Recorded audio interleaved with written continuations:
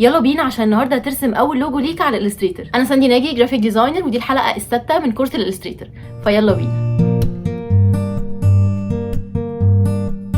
زي ما انتوا سمعتوا في بدايه الحلقه كده ان انت بعد الحاجات اللي هنتعلمها النهارده انت هتطلع قادر ترسم اول لوجو ليك على الستريتور وقادر ترسم اي شيب عامه. احنا النهارده هنتعلم الالاينمنت والباث فايندر وتول كده جميله اسمها الشيب بيلدر تول. تعالوا نبدا بالالاينمنت. الالاينمنت ليها بانل لوحدها في قائمه ويندو هتلاقوها اسمها الاين، وممكن تلاقوها هنا عندكم على اليمين. والالاينمنت من الحاجات المفيده قوي اللي هتفيدكم مثلا لو في تكست او لو في كذا عنصر عايزين تظبطوا المحاذاه بتاعته. فعندنا الاينمنت يمين وشمال وفي النص، وممكن نعمل الاين لكذا شكل مع بعض.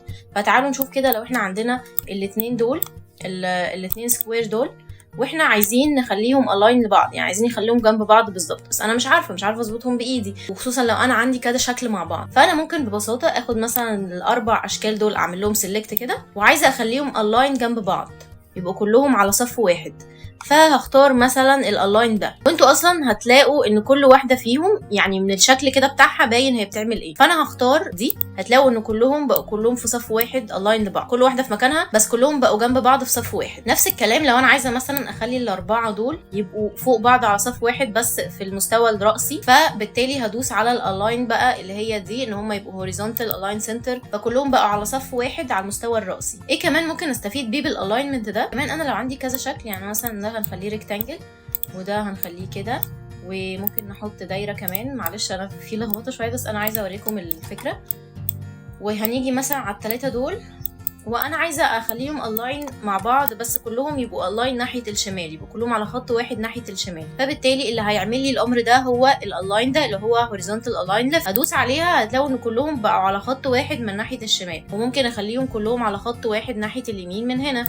لو هدوس عليها هيخليهم كلهم على خط واحد من ناحيه اليمين، وطبعا ممكن اخليهم في النص، ونفس الكلام في الثلاثه دول. كمان الالاينمنت ممكن يخلي لي المسافات ما بين كل شيب والتاني، يعني المسافه هنا مش زي المسافه هنا وانا عايزه اظبطها. طب هعمل ايه؟ الالاينمنت هنا برضو ممكن يظبط لي دي. لو انا دوست على دي هيخلي المسافات ما بينهم تكون متساويه، يعني لو دوست هنا كده هنلاقي ان المسافه دي بقت قد المسافه دي. انتوا عارفين كمان ان انا ممكن احدد المسافه اللي بينهم دي تكون كام بالظبط. يعني لو انا مثلا عملت سيلكت على ده كده، هم الثلاثه معمول لهم سيلكت بس انا عملت سيلكت على ده، فهتلاحظوا ان هي بقى فيه كده بوردر ازرق حواليه، ده عشان انا دوست عليه. بقى عندي حاجه اسمها كي اوبجكت. الكي اوبجكت ده انا هظبط عليه كل حاجه، ولو خدتوا بالكم هو اتفتح لي هنا اوبشن جديد وهو اني اقدر احدد المسافه ما بين الاوبجكتس دي. فانا مثلا ممكن اخلي دي 15، ولو جيت بقى دوست هنا فهو هيخلي اوتوماتيك المسافه ما بين هنا وما بين هنا 15. ونفس الكلام لو الاشكال دي جنب بعض مش فوق بعض، ساعتها هنستخدم الاوبشن ده.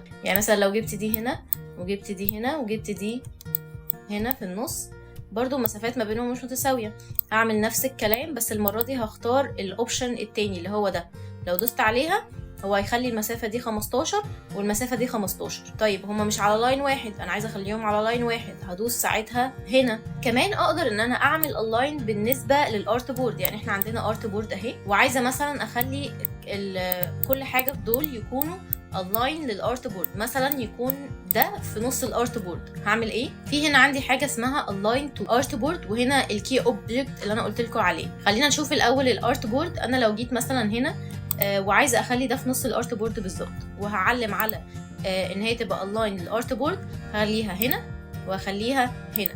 ده معناه ايه؟ هو كده خلالي السكوير ده في نص الارت بورد بالطول وفي نص الارت بورد بالعرض. اقدر كمان اخليه يكون الاين للحافه بتاعه الارت بورد من فوق. ازاي؟ عن طريق دي. من الشكل بيبان ان انت كده هتعمل له الاين فوق بالنسبه للارت بورد، فلما هدوس هنلاقي ان هي بقت فوق في اول الارت بورد. ولو انا عايزاها تحت هدوس على الاوبشن التاني ان هو يبقى تحت، فبالتالي السكوير اتنقل لي تحت في الحافه بتاعه الارت بورد. طيب انا عايزه السكوير ده يكون فوق، بس مش عايزاه يكون فوق خالص كده مع الارت بورد، عايزاه يبقى الاين مع ده. فهعمل سيلكت عليهم هما الاثنين، وبعد كده هختار الكي اوبجكت. الكي اوبجكت ده يعني كاني بقول له اعمل لي الاين بالنسبه للسكوير ده. فلما انا دوست عليه هتلاحظوا ان السكوير بقى حواليه بوردر ازرق زي اللي قلت لكم عليه، فده بقى اسمه كي اوبجكت. ده معناه ان هو هيعمل لي الاين بالنسبه للسكوير ده. فلما هدوس الاين هنا مثلا فوق، هيخلي لي الاثنين aligned وما رفعليش السكوير ده فوق خالص زي المره اللي فاتت، لان انا المره دي عامله كي اوبجكت، حاطه له اوبجكت يمشي على اساسه ويعمل الالاين على اساسه. دي كده فكره الالاين باختصار، والالاين هتحتاجوها اكتر لو انتوا مثلا عندكم تكست بتكتبوه، بتعملوا براند جايد لاين وهكذا. تعالوا بقى نرجع كل حاجه زي ما كانت في الاول، عشان دلوقتي هناخد حاجه اسمها الباث فايندر. الباث فايندر هتلاقوها برده بانل، ليها بانل لوحدها، ودي ببساطه حاجه كده بتخلينا نعمل علاقات ما بين الاشكال. تعالوا كده نشوف كل واحده في دول بتعمل ايه. انا مثلا عندي الاثنين دول هعمل عليهم سيلكت علشان الباث فايندر تشتغل. اول واحده دي لو جيت وقفت عندها كده شويه هتلاقوا ان هي مكتوب عليها يونايت. يونايت يعني هي بتوحد لي الشكلين دول ببعض، بدل ما ده شيب لوحده وده شيب لوحده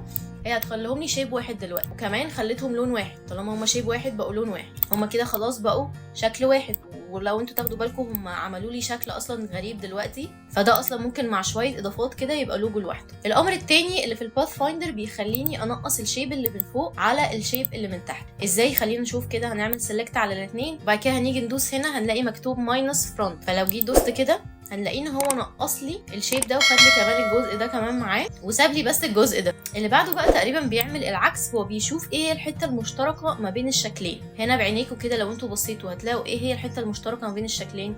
المربع الصغير ده هو الانترسكت ما بينهم، فلو جينا ضغطنا هنا كده هو هيخلي لي المربع الصغير ده بس. طيب اخر واحده بتعملي ايه؟ اخر واحده بتخلي لي كل حاجه ما عدا الحاجه اللي هي اصلا مشتركه ما بينهم، يعني هي دي عكس دي. فتعالوا نشوف كده، هي سابت لي كل الاشكال ما عدا الحاجه اللي كانت في النص ما بينهم، وعندي اصلا كده ده بقى شيب لوحده وده شيب لوحده. فشايفين اصلا كل امر منهم عمل لي نتيجه مختلفه تماما غير الثانيه. دول اكتر حاجه انتوا هتستخدموهم وممكن تحتاجوهم في رسمكم للوجو او في ايا كان، يعني في اي رسمه هترسموه. اللي تحت دول برده موجودين بس ممكن ما تستخدموهمش كتير. تعالوا نشوف كده برده كل واحده فيهم بتعمل ايه. عندنا مثلا اول واحده دي مكتوب ديفايد. ديفايد يعني هي بتقسم الاشكال دي لكل شكل بقى يبقى لوحده، يعني كانك جبت المقص كده وجيت قصيت الاشكال من بعضها. فلو جينا دوسنا كده هو مفيش نتيجه ظاهره من قدام، بس لو دخلنا بقى كده جوه نلاقي ان الشيب ده بقى لوحده والشيب ده بقى لوحده والشيب ده بقى لوحده، يعني هي قسمت لي كل حاجه لوحدها. اللي بعده برده نفس الكلام، بس بقى المره دي هي مش بتقسم كل حاجه، هي بتسيب اللي قدام زي ما هو واللي ورا هي بتقسمه. يعني لو جينا دوسنا كده هنلاقي ان الشيب اللي قدام زي ما هو،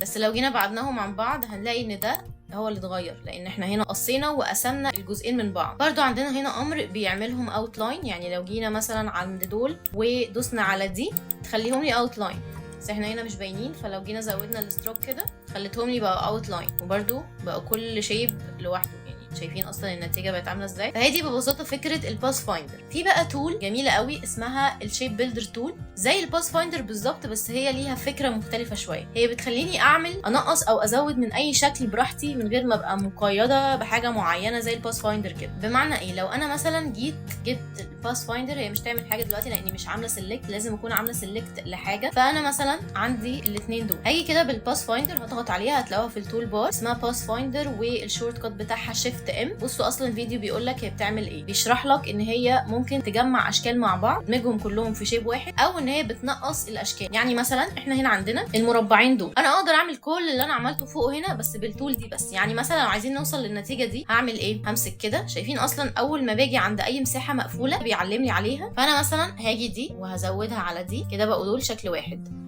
وبعد كده هاجي على الشيب ده وهدخله على الشكل ده كده بقوا دول شيب واحد، بغض النظر عن لونه. انا ممكن اغير لونه عادي زي ما انا عايزه واخليه اصفر كده. انا وصلت للنتيجه اللي هي زي دي بالظبط، بس بطريقه فان كده شويه، يعني الموضوع لطيف. طيب تعالوا نجرب نعمل النتيجه دي. انا عايزه الجزء الازرق بس، اللي هو الجزء الازرق اللي فوق ده بس. هعمل سيلكت كده عليهم هما الاثنين، وهاجي بالشيب بيلدر تول. هنا بقى انا عايزه الشيب ده بس، عايزه انقص دي وعايزه اشيل دي. اعمل ايه؟ شايفين الماوس كده هنا في بلس، لو انا دوست الت هتلاقوا ان هي بقت ماينس. طيب انا هنا عايزه اماينس ايه بالظبط؟ انا هنا عايزه انقص الجزء ده والجزء ده، اشيلهم خالص ويفضل لي الجزء ده بس. هعمل ايه؟ برضو همشي كده هنقص الاثنين دول، بقالي الجزء ده بس. طيب عايزين نوصل للنتيجه دي ان احنا عايزين المربع اللي في النص بينهم بس هو اللي يبقى موجود، وهنشيل ده وهنشيل ده. ساعتها هنجيب برضو الشيب بيلدر وهندوس ساعتها الت لاني عايزه اشيل مش ازود. هشيل دي، مجرد ان انا دوست اصلا ادوس واسحب كده على الشيب هو شالهولي اصلا، وبقى لي الجزء الصغير اللي بينهم بس. طب عايزه النتيجه دي المره دي هعمل العكس، المره دي هنقص الجزء اللي جوه ده بس، مجرد اني دوست هو شالهولي اصلا، فاتبقى لي ده وده بس. طبعا الالوان ممكن اغيرها زي ما انا عايزه والعب فيها زي ما انا عايزه. كده وصلت لنفس النتيجه. طيب حد يقول لي طب ايه الفرق بينهم هما الاثنين؟ ما انا كده وصلت لنفس النتيجه برضو. الفرق بينهم في السهوله بس مش اكتر. تعالوا افهمكم اكتر الشيب بيلدر تول دي ممكن استفيد بيها في ايه. لو انا عندي مثلا برسم شخصيه على الالستريتور زي الشخصيه دي كده مثلا، وانا عايزه اعمل ظلال وشويه اضاءات، فانا مثلا هاجي على، انا كنت مقسمه بالمناسبه كل حاجه لوحدها، يعني انا حاطه التاج في جروب، وحاطه الوش في جروب، وحاطه الجسم في جروب عشان الدنيا تكون منظمه. فهدخل على الجروب بتاع الجسم، وانا عايزه هنا اعمل جزء منور كده، او كاني بعمل جزء لايت، يعني بعمل لايت وشادو. فهمسك البين تول زي ما اتعلمنا في الحلقه اللي فاتت، وهعمل الشيب اللي انا عايزاه، ادوس واسحب عشان امشي مع الكيرف. تمام. وبعدين انا عايزاه لحد هنا كده، وبعدين هقفل الشيب بتاعي كده. بعدين هاجي بالسلكت، انا عامله سلكت على الشيب ده دلوقتي، وهعمل سلكت على الشيب ده معاه. همسك بعد كده الشيب بيلدر تول، وعايزه انقص كل الجزء اللي بره ده، انا مش محتاجه، انا عايزه الجزء اللي جوه بس هو اللي يكون معايا. هنقص دي ببساطه، بقى عندي الشكل ده لوحده. همسكه ولونه باللون اللي انا عايزاه، ممكن الونه مثلا باللون فاتح شويه، يعني نفس اللون بس افتح سيكه عشان يبان ان هي دي اضاءه، وهكذا. يعني انا بس بفهمكم الفكره. فالموضوع بجد بيفرق لو في حاجات كتيره او شيبس كتيره زي كده، واحنا عايزين يبقى في علاقات ما بينهم، حاجه فوق حاجه، حاجه ننقصها من حاجه، حاجه نزودها على حاجه. يعني مثلا احنا ممكن بالشيب بيلدر تول دي، انا عامله الشعر كل شيب لوحده، انا ممكن اصلا اجمع كل الشيبس دي بتاعه الشعر واقوم حطاهم كلهم في شيب واحد اهو. همشي كده عليهم بالشيب بيلدر تول ويبقوا كلهم اصلا شيب واحد على بعضه. لو انا جيت مثلا لونتهم يبقوا متلونين مع بعض كده، هم اصلا الجزء ده كله يعني بقى شيب لوحده كامل على بعضه. ولو انتوا عايزيني اعمل لكم فيديو عن طريقه الرسم الشادو واللايت والحاجات دي وازاي نطلع شخصيه كامله كده، قولوا لي في الكومنتات ونعمل فيديو عن الموضوع ده. ودلوقتي تعالوا بقى نطبق كل اللي احنا اتعلمناه في الحلقه دي وفي الحلقه اللي فاتت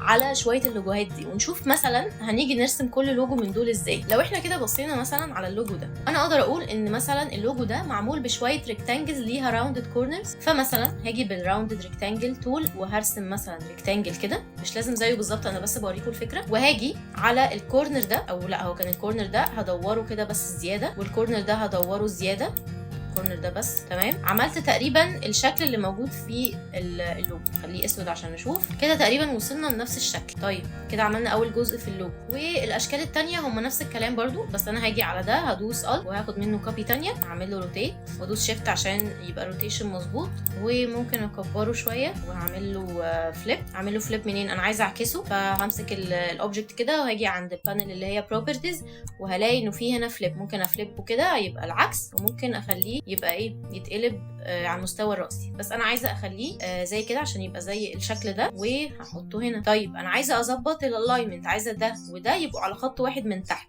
فهسلكت الاثنين مع بعض واخلي واحد فيهم يبقى الكي اوبجكت بتاعنا، وهاجي عند الالاينمنت وهدوس هنا علشان اخليهم يبقوا الاين. نفس الكلام بقى بالنسبه للشيب الاخير ده اللي هو فوق، وهصغره، وهنا عايزه اعمل له فليب وهحطه هنا كده، وممكن اصلا نقصره شويه كده. يبقى احنا رسمنا نفس اللوجو بالظبط من غير اي مجهود، بمجرد الراوند ريكتانجل، ما عملناش اي حاجه، ما استخدمناش حتى البين تول. طيب تعالوا نعمل مثلا لوجو زي ده كده. همسك برده الراوند ريكتانجل، هعمل ريكتانجل كده صغنون، وبعد كده همسك الحواف بتاعته كلها، هم هنا كلهم هعمل لهم سيلكت وهدورهم كلهم لحد ما يديني نفس الشكل ده كده. وبعدين هعمل له روتيت، هاجي عند الزاويه بتاعته كده هيجيب لي السهم ده عشان اعمل روتيت، هعمل له روتيت كده بالشكل ده، وممكن ادوس شيفت عشان يخليهولي عند 45 درجه عشان يكون مظبوط، واخد منه كوبي واحد تاني بس هقصره المره دي، هقصره شويه. وبعدين هاخد بقى الدايره عادي جدا، هعمل دايره صغيره هنا وهاخدها كوبي. طبعا انا هنا مش عامله بالظبط زيه يعني، بس انا بوريكم الفكره. بس هنا نفس الكلام،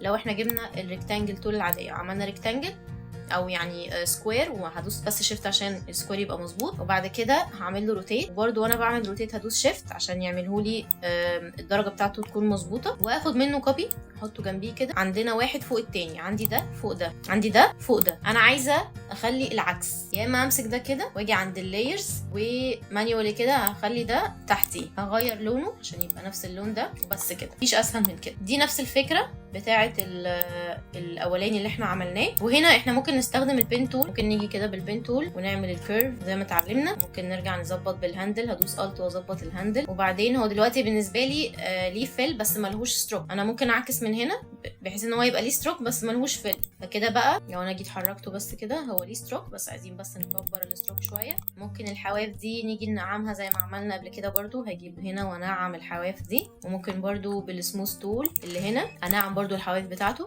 لو جينا اخدنا بالنا ان الستروك هنا الحواف بتاعته حاده لكن هنا مدوره شويه. طب دي اعملها ازاي؟ عندي بانل هنا للستروك خاصه بالستروك، لو دوست عليها الاقي اني اقدر اغير الكاب بتاع الستروك، يعني الحافه بتاعته تكون مدوره، فهدوس هنا الحواف بتاعته هنا بقت مدور. الكورنر عندي نفس الكلام، هنا الكورنر برضو حاد، هنا الكورنر مدور برضو. هنا ممكن اقدر اعمله من هنا الكورنر، يعني هنا في واحده للكاب وواحده للكورنر، الكورنر اخليها برضو مدور، ندوس هنا كده بقت الكورنرز عندي مدور، وهكذا بقى. يعني كل حاجه من دول اصلا ممكن نعملها بكذا طريقه. ده هيخلينا نقدر نرسم اي لوجو في الدنيا. يعني احنا ممكن اصلا نرسم اي لوجو من دول الحاجات اللي هي معروفه. ده ممكن نعمله بالبين تول، ده شويه دواير اصلا جنب بعضها.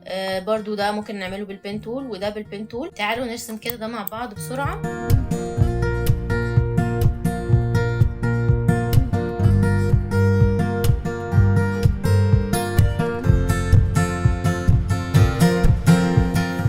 عشان بقى ترسم لوجو بخطواته بطريقه مظبوطه لازم يكون عندك فكره الاول وعندك سكتش بتدخله على الستريتور وتبدا ترسم اللوجو بتاعك بالبين تول او باي طريقه من الطرق اللي احنا اتعلمناها في الحلقه دي وفي الحلقه اللي فاتت. هسيب لكم فوق هنا وتحت في الديسكربشن فيديو خطوات اللوجو بالتفصيل من اول الفكره والسكتش لحد ما بتسلمه للعميل. يا رب يكون الفيديو ده عجبكم واستفدتوا منه ولو بمعلومه واحده. هسيب لكم تحت في الديسكربشن لينك الانستجرام بتاعي، ادخلوا اعملوا لي فولو او اسالوني عن اي حاجه، واشوفكم الفيديو اللي جاي.